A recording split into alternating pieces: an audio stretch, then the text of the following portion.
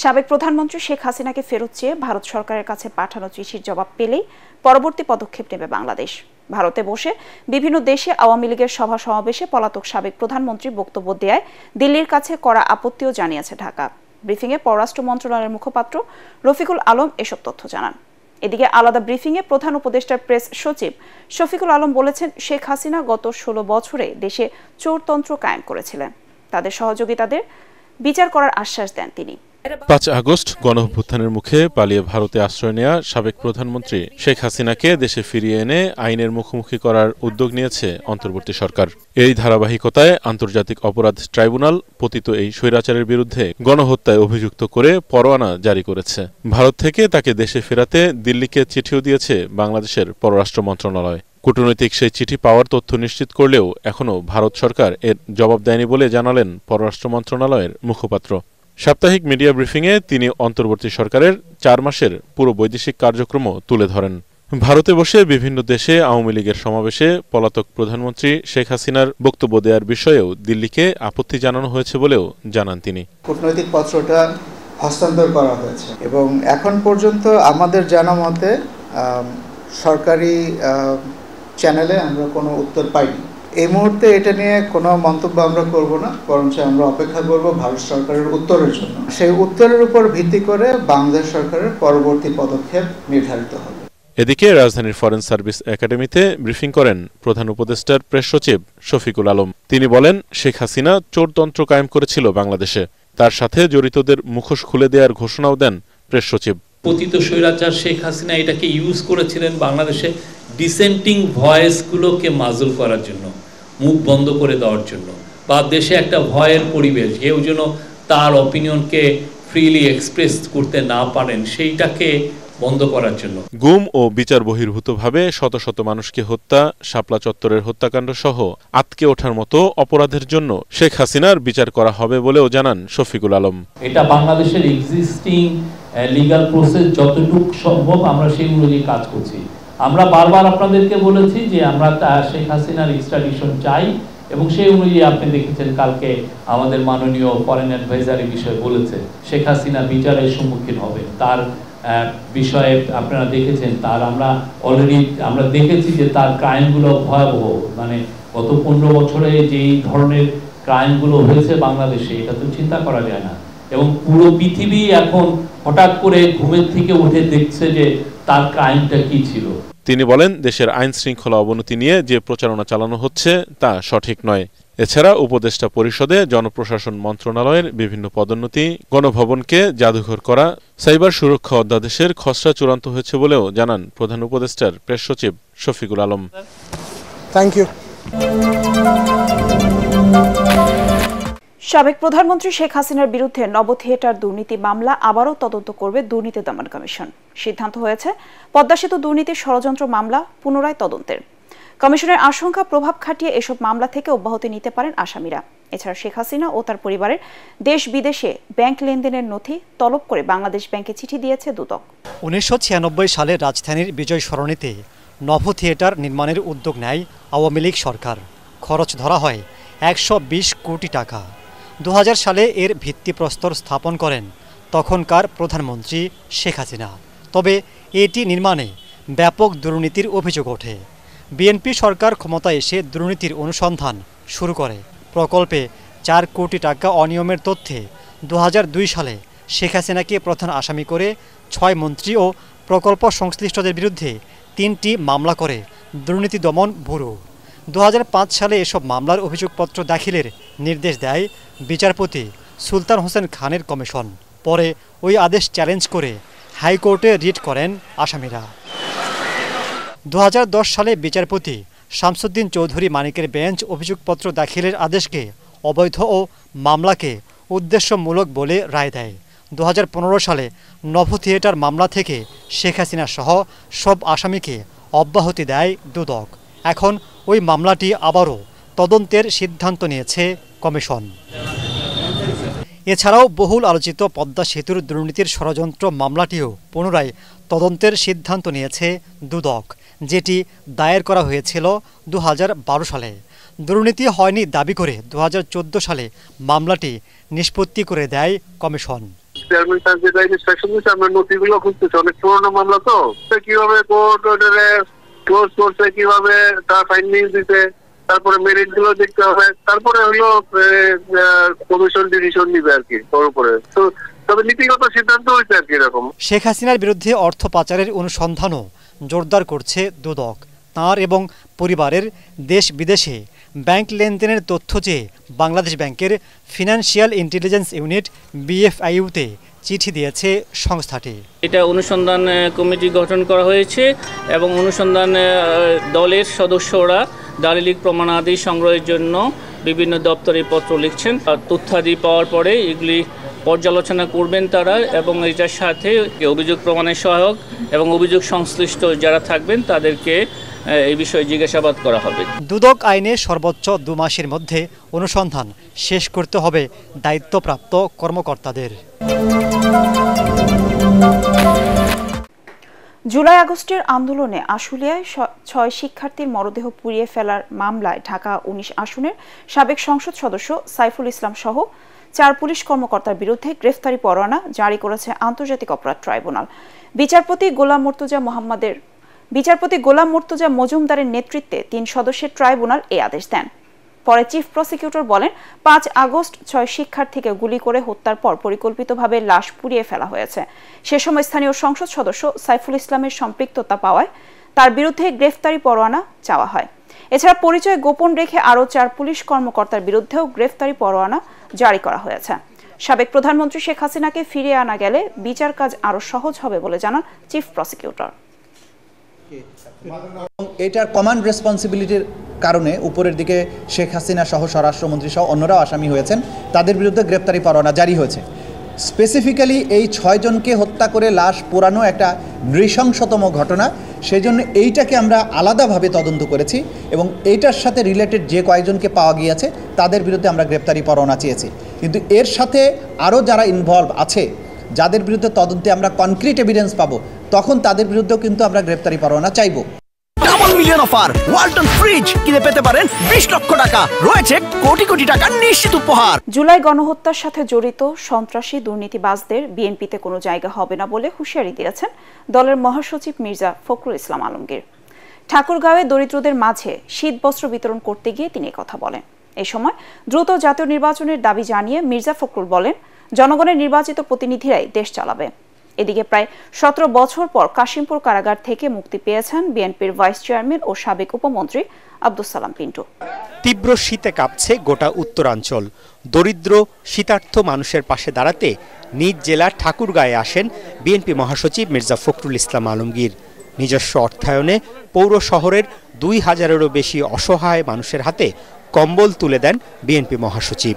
পরে সাংবাদিকদের তিনি বলেন, দলের নাম ব্যবহার করে কাউকে অপকর্ম করতে দেয়া হবে না। নির্দেশ দেওয়া আছে, আমাদের চেয়ারম্যান সাহেব বলেছেন যে আমরা এই মুহূর্তে যারা সন্ত্রাসী, যারা গণহত্যার সঙ্গে জড়িত হয়েছিল, যারা হত্যা করেছে, দুর্নীতির সঙ্গে জড়িত, তাদের কাউকে বিএনপিতে নেওয়া হবে না। দ্রুত জাতীয় নির্বাচনের গুরুত্ব তুলে ধরে মির্জা ফখরুল বলেন, দেশকে গণতন্ত্রের পথে নিয়ে যেতে জনগণের নির্বাচিত প্রতিনিধির হাতে ক্ষমতা হস্তান্তরের কোনো বিকল্প নেই। দুর্নীতি ফ্যাসিবাদ থেকে উত্তর একমাত্র উপায় হচ্ছে একটি গণতন্ত্রকে প্রতিষ্ঠিত করা, অর্থাৎ জনগণের নির্বাচিত যে পার্লামেন্ট, সেই পার্লামেন্ট দিয়ে দেশ পরিচালনা করতে হবে। প্রতিষ্ঠানগুলি নির্মাণ করা যায় গণতন্ত্রের, তাহলে সেটাই হবে সবচেয়ে বড় রক্ষা কবচ। এদিকে প্রায় 17 বছর পর কেন্দ্রীয় কারাগার কাশিমপুর থেকে মুক্তি পেয়েছেন বিএনপির ভাইস চেয়ারম্যান ও সাবেক উপমন্ত্রী আব্দুস সালাম পিন্টু। বিপুল সংখ্যক নেতাকর্মী জেল গেটে তাকে স্বাগত জানান। পরে বিএনপির বেশ কয়েকজন সিনিয়র নেতাকে নিয়ে সংসদ ভবন এলাকায় দলের প্রতিষ্ঠাতা জিয়াউর রহমানের সমাধিতে শ্রদ্ধা জানান কারামুক্ত আব্দুস সালাম পিন্টু। আমাকে রিমান্ডে নিয়ে কারেন্টের শক দিছে, চেয়ারে ঘুরেছে, আমাকে মারপিট করেছে, আমি অজ্ঞান হয়ে কোর্টের বারান্দায় পড়েছিলাম। আমার মা মৃত্যুবরণ করলো, সেই জানাজায় আমাকে যেতে দেওয়া হয় নাই। আওয়ামী লীগ যে কাজ করেছে, আমরা সেই কাজ করব না। আমাদের সহকর্মী গুম হয়েছে, খুন হয়েছে, তাদের পরিবারের কাছে এদের কোনো জবাব আছে? যারা এই জুলাই আগস্টে নিহত হয়েছে, আহত হয়েছে, তাদের কাছে কোনো জবাব আছে? আর এর কোনো জবাব না দিয়ে জনগণের সামনে আসার কোনো অধিকার তাদের নাই। একজন অপরাধীকে সঙ্গ দেওয়ার জন্য, তার পক্ষ অবলম্বনের জন্য ভারত এমন কিছু করবে না যাতে তার গণতান্ত্রিক যে চরিত্র বা গণতান্ত্রিক যে পরিচিতি সেটা নষ্ট হয়। 21শে আগস্ট গ্রেনেড হামলা মামলায় ফাঁসির দণ্ড থেকে আব্দুস সালাম পিন্টুকে সম্প্রতি খালাস দেয় হাইকোর্ট। জনগণের ভোটে নির্বাচিত আগামী জাতীয় সংসদ বর্তমান সংস্কার কমিশনের প্রস্তাব ও 31 দফা নিয়ে সবার সাথে আলোচনার মাধ্যমে রাষ্ট্র সংস্কার ইস্যুতে সিদ্ধান্ত নেবে বিএনপি। চেয়ারপারসনের গুলশান কার্যালয়ে সমমনা দল, গণফোরাম ও গণ অধিকার পরিষদের একাংশের সাথে বৈঠক শেষে কথা বলেন বিএনপি স্থায়ী কমিটির সদস্য আমির খসরু মাহমুদ চৌধুরী। তিনি বলেন, রাজনৈতিক, অর্থনৈতিক ও আন্তর্জাতিক নানা সংকট সমাধানে অতি দ্রুত জাতীয় নির্বাচনের মাধ্যমে জনগণের নির্বাচিত প্রতিনিধির হাতে ক্ষমতা হস্তান্তরের বিকল্প নেই। দেশ বিদেশে বাংলাদেশের বিরুদ্ধে নানা ষড়যন্ত্রের আশঙ্কা জানিয়ে তা মোকাবেলায় জাতীয় ঐক্য ধরে রাখার উপর জোর দেওয়া হয় বৈঠকে। সংস্কার করতে হবে সংসদে, একটা নির্বাচিত, জনগণের নির্বাচিত সংসদ, সেই সংস্কারগুলো সংসদে বাস্তবায়ন করবে। আমাদের 31 দফার বাইরেও অন্যান্য দলের যে সমস্ত সংস্কার প্রস্তাব আসবে সেগুলো আমরা সংসদে পেশ করব। ইন্টারিম সরকারের মাধ্যমে যে সংস্কার কমিটিগুলো তৈরি হয়েছে তাদের সংস্কারের প্রস্তাবও আমরা সংসদে আলোচনা করব। সংসদ সিদ্ধান্ত নেবে জনগণের ম্যান্ডেটের পরিপ্রেক্ষিতে যে সংস্কারগুলো আমরা সংসদে পাশ করব। আওয়ামী লীগ সরকারের সীমাহীন অন্যায়, হত্যা, গুম, নির্যাতনের কারণে তাদের পতন হয়েছে বলে মন্তব্য করেছেন জামায়াত ইসলামের আমির ডাক্তার শফিকুর রহমান। তিনি বলেন, শেখ হাসিনার শাসনামলে বিরোধীদের ওপর নির্যাতনের তাণ্ডব চালানো হয়েছে। বিচার বিভাগ সহ দেশের সকল প্রতিষ্ঠানকে ধ্বংস করে দিয়েছে দলটি। রংপুরের মিঠাপুকুর কলেজ মাঠে আয়োজিত পথসভায় জামায়াতের আমির এসব কথা বলেন। দেশ পরিচালনার দায়িত্ব পেলে ন্যায়ভিত্তিক রাষ্ট্র গঠনের অঙ্গীকার করেন ডাক্তার শফিকুর রহমান। একলা চলো নীতি বাদ দিয়ে রাজনৈতিক দলগুলোকে সাথে নিয়ে অন্তর্বর্তী সরকারকে পথ চলার আহ্বান জানিয়েছেন গণতন্ত্র মঞ্চের শীর্ষ নেতারা। দ্রব্যমূল্যের ঊর্ধ্বগতি নিয়ন্ত্রণ, মানুষের জানমালের নিরাপত্তা নিশ্চিত সহ জনদুর্ভোগ কমানোর দাবিতে আয়োজিত সমাবেশে তারা এই কথা বলেন। এত জনসমর্থন পাওয়ার পরও কেন দেশে সিন্ডিকেটের দৌরাত্ম্য, লঞ্চ ডাকাতির মতো ঘটনা ঘটছে, সরকারকে তার জবাব দিতে বলেন দলটির নেতারা।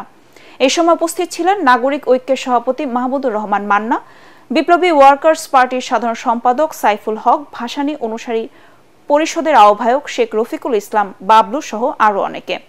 কুমিল্লায় এক বীর মুক্তিযোদ্ধাকে লাঞ্ছিত করার ঘটনায় তীব্র নিন্দা জানায় গণতন্ত্র মঞ্চ। অবিলম্বে নির্বাচনের নির্দিষ্ট তারিখ ঘোষণার দাবিও উঠে আসে সমাবেশ থেকে। সমাবেশ শেষে পল্টন মোড় থেকে বিক্ষোভ মিছিল করেন সংগঠনটির নেতাকর্মীরা। 100 জন মানুষকে জিজ্ঞেস করলে 90-95 জন বলবে যে বাস্তবে সরকার সদিচ্ছা থাকলেও, কিছু আন্তরিকতা দেখা গেলেও, কিন্তু বাস্তবে তারা দেশ পরিচালনায় একের পর এক তারা ব্যর্থতার পরিচয় দিয়ে যাচ্ছেন। একটা সামাজিক নৈরাজ্য চলছে, একটা বিশৃঙ্খলা চলছে, মানুষের জানমালে একটা নিরাপত্তাহীনতা এখনো দেখা দিয়েছে। দেশের জনপ্রশাসন ব্যবস্থা অনেকটা দালালির উপর দাঁড়িয়ে আছে বলে মন্তব্য করেছেন তত্ত্বাবধায়ক সরকারের সাবেক উপদেষ্টা ডক্টর হোসেন জিল্লুর রহমান। রাজধানীর সিরডাপ মিলনায়তনে সেন্টার ফর গভর্নমেন্ট স্টাডিজ আয়োজিত সংলাপে তিনি বলেন, গত 53 বছরেও জনপ্রশাসনের কাজ জনগণের স্বার্থে হয়নি। অন্যদিকে আওয়ামী সরকার জনপ্রশাসনকে দলীয়করণ করায় জনস্বার্থ বিঘ্নিত হয়েছে বলে মন্তব্য করেন ডক্টর বদিউল আলম মজুমদার। সিজিএস আয়োজিত গণতান্ত্রিক পুনর্গঠনের জন্য ধারাবাহিক সংলাপের তৃতীয় দিনে জনপ্রশাসন নিয়ে আলোচনা করেন বক্তারা। এতে নির্বাচন ব্যবস্থা সংস্কার কমিশনের প্রধান ডক্টর বদিউল আলম মজুমদার বলেন, জনপ্রশাসনের উচিত জনগণের স্বার্থে কাজ করা। 2007-8-এর সিন্ড্রোমে ফিরে যাচ্ছি, যে তখন সংস্কার একটা গালিতে পরিণত হয়েছিল, যে সংস্কারবাদী। কি আফসোস, তখন যদি ওই সংস্কারগুলো করা হতো, কতগুলো সংস্কার, গুরুত্বপূর্ণ সংস্কার, তাহলে কিন্তু আজকের যে এই গত কয়েক মাসের যে বিয়োগান্তক ইতিহাস, এটা হয়তো সৃষ্টি হতো না। মানবাধিকার ও সেবার নিশ্চয়তার ভিত্তিতে জনপ্রশাসনে সংস্কার প্রয়োজন উল্লেখ করে তত্ত্বাবধায়ক সরকারের সাবেক উপদেষ্টা হোসেন জিল্লুর রহমান বলেন, কার্যকর জনপ্রশাসন তৈরিতে স্থানীয় সরকারকে গুরুত্ব দেয়া আবশ্যক। যে রাজনৈতিক দলগুলো কিন্তু এই যে জনপ্রশাসন সংস্কার হবে কিনা, ব্যবসায়ীদের সাথে সংস্কারগুলো হবে কিনা, তার কিন্তু দায়িত্ব রাজনৈতিক দলের সাথেও খুবই জরুরি। কারণ আমি যা দেখছি, বাংলাদেশে কিছু সংস্কার হবে, নির্বাচন হবে, কিন্তু জুলাই আগস্টের আকাঙ্ক্ষা পূর্ণ বাস্তবায়ন হবে কিনা ওটা কিন্তু আপ ইন দি এয়ার। আবার যেন স্বৈরতন্ত্র ফিরে না আসে সেজন্য জনগণের আকাঙ্ক্ষার ভিত্তিতে সংস্কার প্রয়োজন বলে মনে করেন বিশেষজ্ঞরা।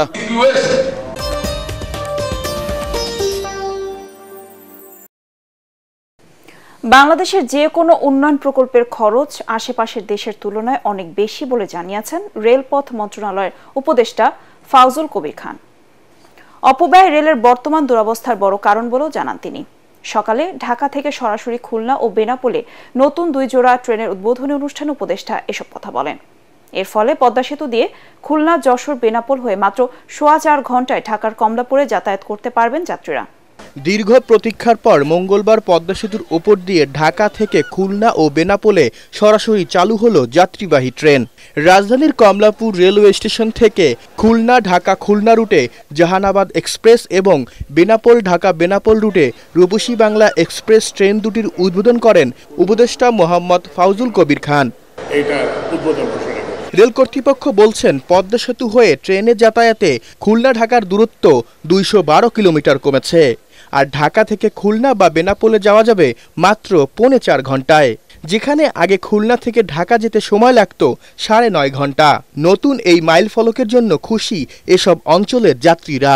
3 ঘন্টা ঢাকা যাব, আর আমার বাড়ি লোহাগাড়া যাবে 1 ঘন্টা 10 মিনিটে। খুবই ভালো লাগতেছে, কারণ এত কম সময়ে আমরা ঢাকা যাব, এটা আমাদের জাস্ট একটা স্বপ্ন ছিল।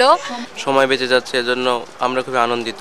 দেখা যাচ্ছে আগের যে চিত্রা সুন্দরবন, এর থেকে 3 ভাগের 1 ভাগ টাইমে আমরা এখন ঢাকাতে সহজে পৌঁছে যেতে পারবো। এ সময় উপদেষ্টা ফাউজুল কবির খান বলেন, রেলের বর্তমান দুরবস্থার পেছনে দায়ী অতিরিক্ত ব্যয়, তাই এই খাতকে বাঁচাতে খরচ কমাতে হবে। আমাদের যেমন যে কোনো প্রকল্পেরই ব্যয় আপনি দেখবেন যে তুলনামূলকভাবে ভারতের তুলনায় কিংবা আশেপাশের দেশের তুলনায় অনেক বেশি। এইটা আমি আপনার রেলের সবাইকে অনুরোধ জানাবো যে কীভাবে এটার খরচ কমানো যায়। এই খরচ যদি কমানো না যায়, এই ব্যয় যদি কমানো না যায়, তাহলে আমাদের যে রেল সেবা দেওয়ার আমাদের প্রত্যাশা, সেটা আমরা পূরণ করতে সক্ষম হব না। রেলের আয় দিয়ে এই খাতকে পরিচালনা করা হবে বলেও জানান রেলপথ মন্ত্রণালয়ের উপদেষ্টা।